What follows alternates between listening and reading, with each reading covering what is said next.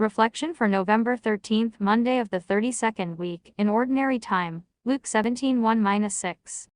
Gospel, Luke 17:1-6. Jesus said to his disciples, "Things that cause sin will inevitably occur, but woe to the one through whom they occur. It would be better for him if a millstone were put around his neck and he be thrown into the sea than for him to cause one of these little ones to sin. Be on your guard. If your brother sins, rebuke him, and if he repents, forgive him. And if he wrongs you 7 times in one day and returns to you 7 times saying, 'I am sorry,' you should forgive him." And the apostles said to the Lord, "Increase our faith."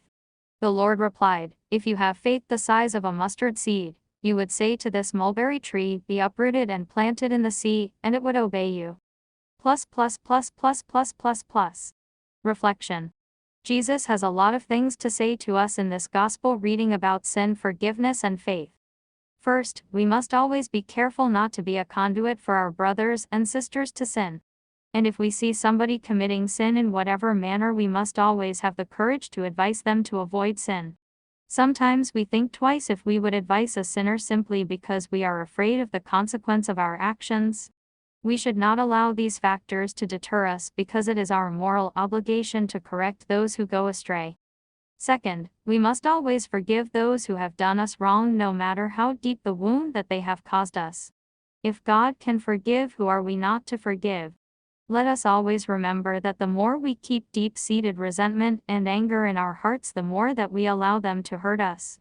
When we forgive, we would feel that a big burden has been taken off our backs. Third, no matter how hard the times are right now, we must continue to have faith, for it is in having faith that we manifest how deep our love and hope for God. The apostles said to Jesus, "Increase our faith."